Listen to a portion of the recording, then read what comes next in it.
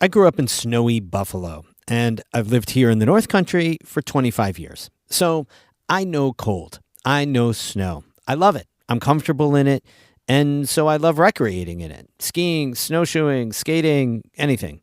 But many, maybe most people haven't spent time in cold climates, or they aren't comfortable in the outdoors at all. A program at SUNY Geneseo brings students to the Adirondacks to help them embrace the outdoors in any weather, even a blizzard. That's today's story of the day.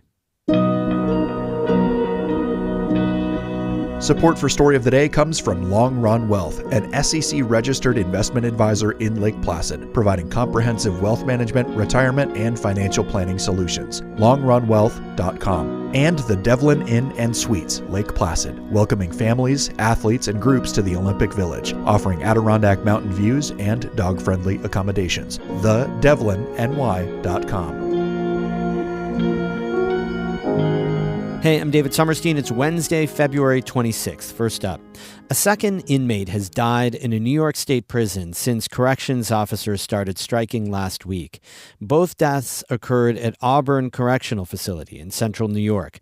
Zach Jaworski has that story. An unnamed prisoner was pronounced dead at Auburn Correctional Facility shortly after he was found unresponsive in his single cell early Monday morning. Another inmate named Jonathan Grant died over the weekend at the same facility. New York corrections officers have been on strike since early last week. Public defenders for New York inmates say the strike limits their clients' access to medications and other care. The Department of Corrections says the deaths will be thoroughly investigated before cause is determined. The National Guard has been deployed to help run the prisons since last Wednesday. For North Country Public Radio, I'm Zach Jaworski. Governor Kathy Hochul said today that it's now up to states to protect access to abortion and that New York would lead that charge. Jung-Yoon Han from the New York Public News Network reports. Wearing a pink shirt, Hochul warned a wave of supporters at a Planned Parenthood rally in the state capitol that abortion access is being rolled back across the country. Don't take for 1 second for granted what you have now. She also reassured supporters that she would never allow the state of Louisiana to extradite a New York doctor for sending abortion pills across state lines. Hochul says the criminal indictment against the New York doctor is an attack on all New Yorkers. And we have to use this moment to fight back. Hochul's vows to provide reproductive care to patients in New York and across the country have only grown stronger in the weeks since President Donald Trump began his second term. Since then, Hochul signed a bill that would allow abortion providers the option to remove their name off abortion pill prescription labels. In Albany, I'm Jung-Yoon Han for the New York Public News Network. A boys' cross-country ski team in Warren County brought home its second state championship in a row Tuesday. According to the Glens Falls Post-Star, strong finishes in the individual race put the Queensbury Spartans in good shape to clinch the title, and they sealed the deal with a second-place finish in the relay. Other North Country teams also had strong showings at the state Nordic Championships in North Creek. The Lake Placid boys team placed third. On the girls' side, Saranac Lake came in second, and Adirondack High School placed fourth.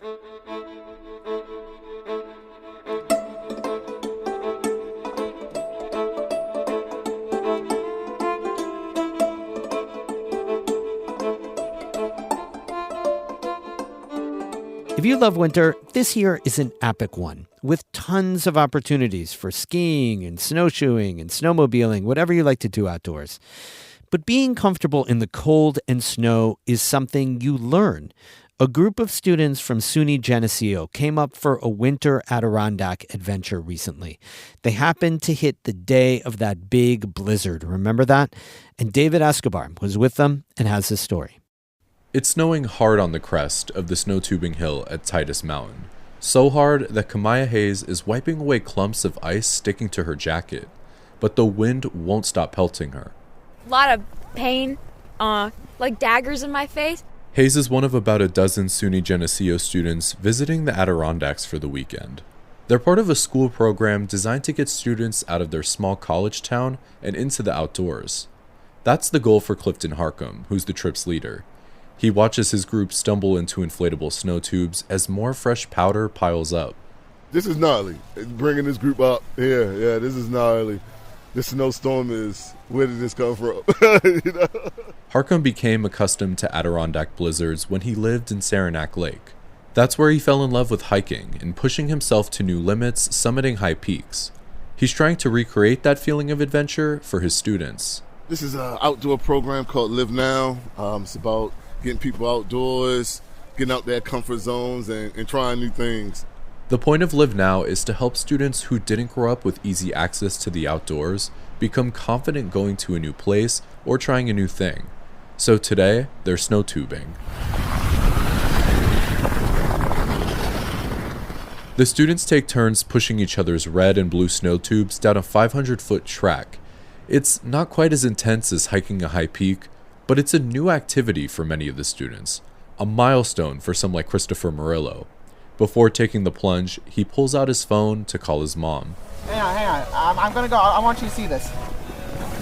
Yeah. Hang on.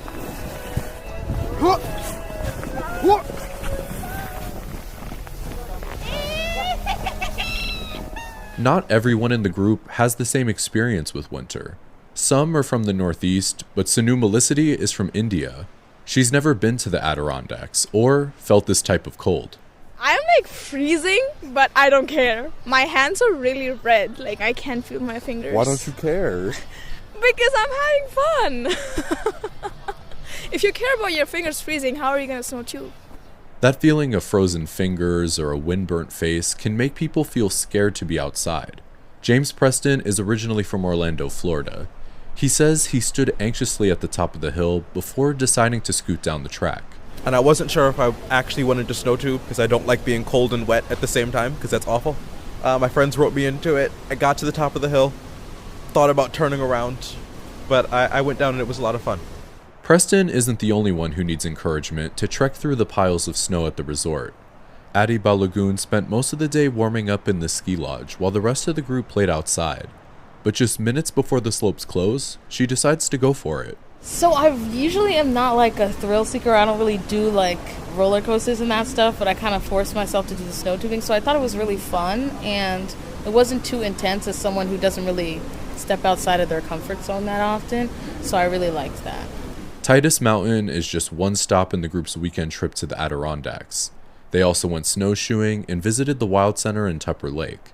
Not all of the students will fall in love with the winter, but they're trying something new.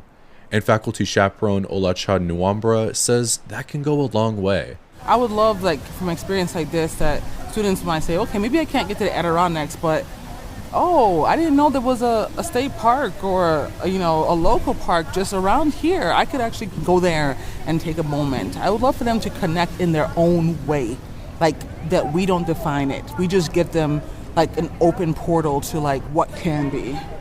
By the bus ride home, the students are red-faced, caked in snow, and simply thankful to have made it home in the blizzard. Yay, we did it, y'all!